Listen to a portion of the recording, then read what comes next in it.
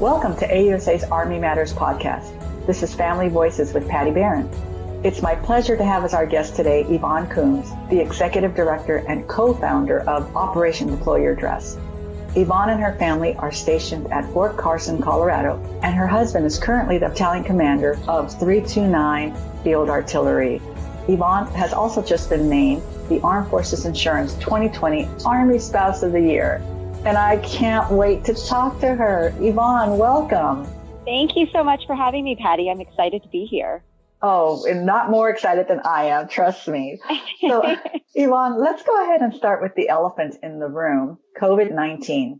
How are you, your family, and the families in the battalion doing? My family and I are doing well. We're trying to find our new normal, having 3 adults trying to work from home and 2 kids trying to do school from home. Our adult college child came home. So he's working and doing his university classes, his last semester of university classes from home. And so just trying to find our new normal, but we're doing fine. Luckily, we like each other. So it helps that we're able to spend a lot of time together. The families from the battalion, I think everybody's just trying to find their new normal for the foreseeable future. You know, we don't know how long this will last. And so it's not just, we're going to wait this out for a week and we'll be fine. It's people truly adopting this as their new normal and figuring out how to live this way until we're not. No, exactly. And I didn't realize, and I guess I did, that this is your son's senior year of college. And so have you gotten any information from the university as to how the graduation might play out? Yes. So a couple of days ago, Jacob received an email from the university president. It looks like they will do a virtual commencement. And then next year, with the class of 2021, they will be invited to come back and walk with that class at that time, if they would like to walk in a physical commencement ceremony. So for some, that might not be a fun answer. And I think it's the best answer that they could give right now. We're pleased with them having both of those options for the students. Jacob will be living in DC, so he'll probably go back and do the commencement ceremony. He said that next year is like George Washington University's 200th birthday or something like that. So he said it might be a blessing in disguise because I think they'll probably do it up pretty big for that commencement. So I'll be allowed to walk in it whenever I wouldn't have been otherwise. So he's fine with it. He kind of just rolls with the punches. That's just his personality anyway. So he'll be fine. Yeah, it's very much like Jacob to make a lemonade out of lemons for sure. And it is such a scary time. And by the time this episode airs, I'm hopeful that we're starting to see a decrease of positive tests. But, you know, that's in about 3 weeks. And I really don't know if that's the case. But let's say we're all still at home more than outside. What's the best tip that you've seen among your peers and your network that seems to work well for everyone as they try to stay connected on post?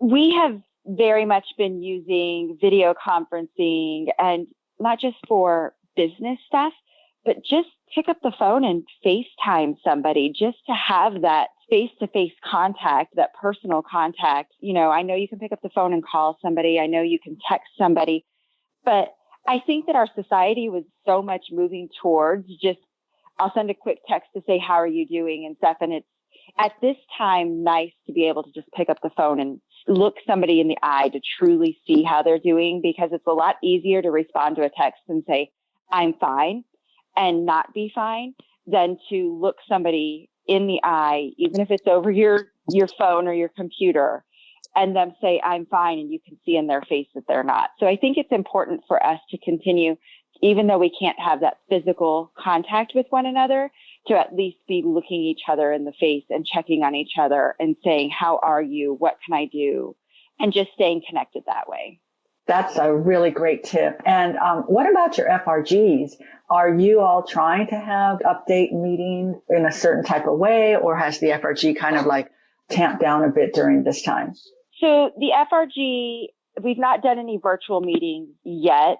Our service members have only been home for about a week and a half. So we're still trying to figure out how to go about navigating this life here on post. And that includes through our SFRGs as well in this manner. I think that virtual FRG meetings could be great. I know the installation has been doing a bunch of virtual town halls almost daily, even if the updates aren't major, just to give any update. And I think it's good for people to see their leadership face-to-face, not panicking, and giving their information and stuff. So I think doing virtual SFRG meetings would be a great point. So I'm glad you said that, because we're probably going to look into that. But really just encouraging our SFRG leaders to touch base with people, especially if we know that we had some higher risk family members.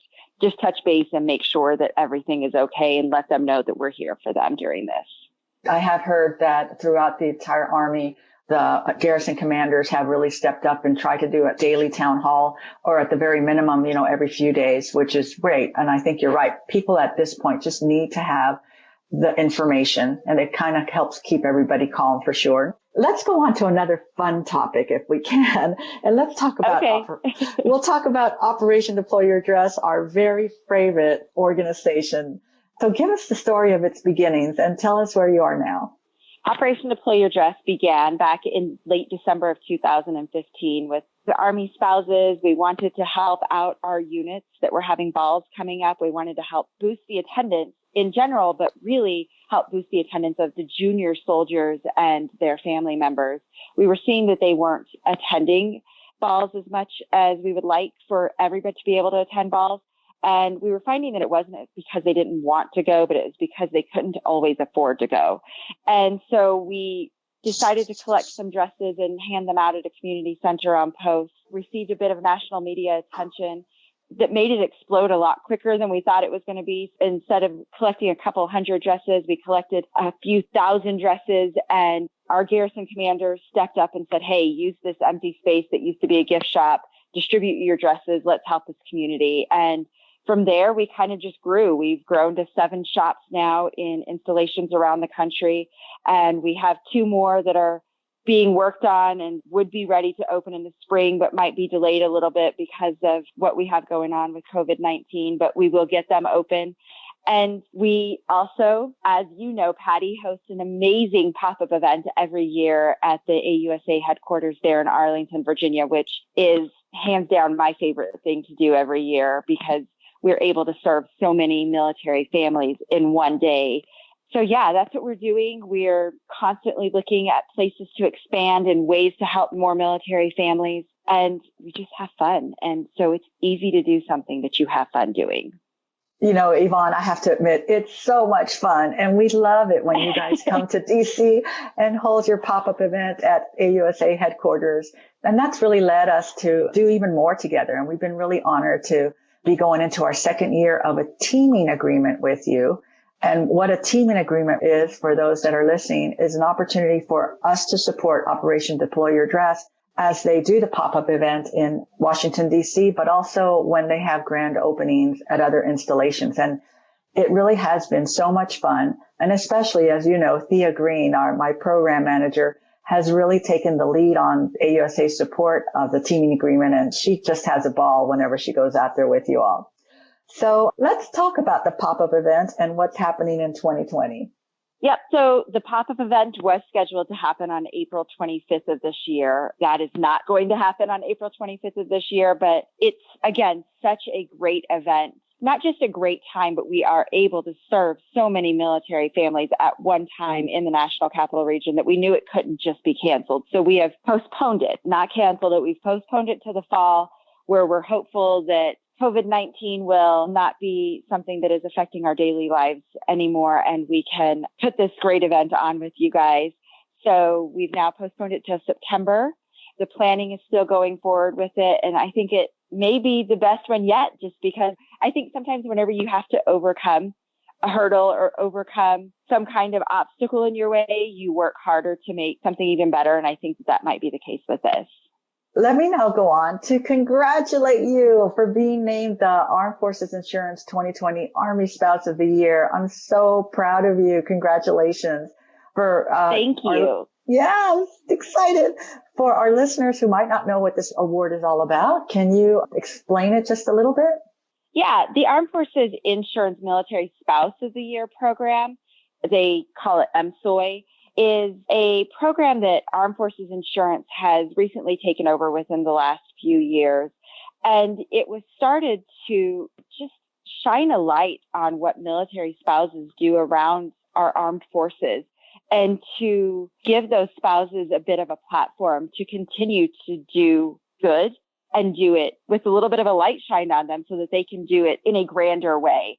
I can't speak for the people who started it, but I could imagine they couldn't even fathom the amount of fire that gets lit under military spouses when they are brought into this MSOI family.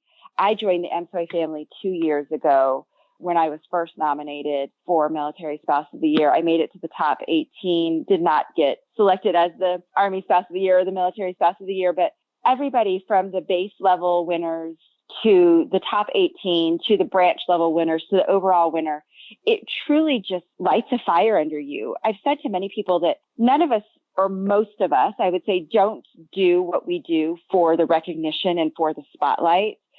But when you do receive a spotlight or a recognition, you want to do more and you want to do it better.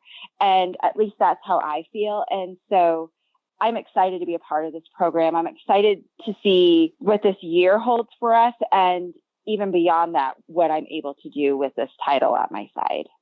Oh, yeah, I can't wait to see. I mean, Yvonne Coombs just on a regular day is amazing. Just light a fire under her and look out, world. But Yvonne, if you wouldn't mind maybe sharing some of the personal story that you had to share with the nomination team and what you hope that you can do with this platform that you've been given, I think our audience would be really interested. Absolutely.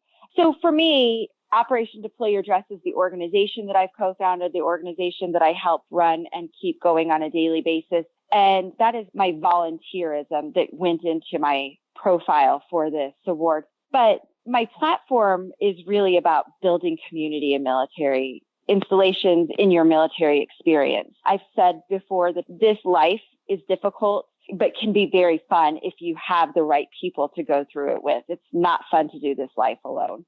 And this past year in 2019, my family learned that the hard way. We learned that the community that we had built for the past 18 plus years in our military life experience was really needed this past year. Our oldest son, who is now 22, but at the age of 21, was diagnosed with testicular cancer at the beginning of 2019. My husband's battalion command time, which was supposed to take place in July of 2019, got accelerated, and he was scheduled to move in January of 2019 instead. So at the same time that we found out that my son was diagnosed with cancer, we were living in DC and he was going to get treated at the amazing Walter Reed Hospital. We were being told, nope, it's time for you to move and your husband's going to take command. He's going to deploy. You guys are going to go to a new state that you've never been to before. And this is the Army life. And nobody was saying it in a mean way or deal with it. But that's our life. That's what we've signed up to do. And so we were going to move on and deal with it. But instead, my husband moved by himself to Colorado. My boys and I stayed in DC so that we could be by our older son's side while he went through battling cancer. The good news is he's a strong-willed kid. So as difficult it is to raise a stubborn child, it's great whenever you're going through something like this because he wasn't going to let it hold him down. So he came through it all. It was great.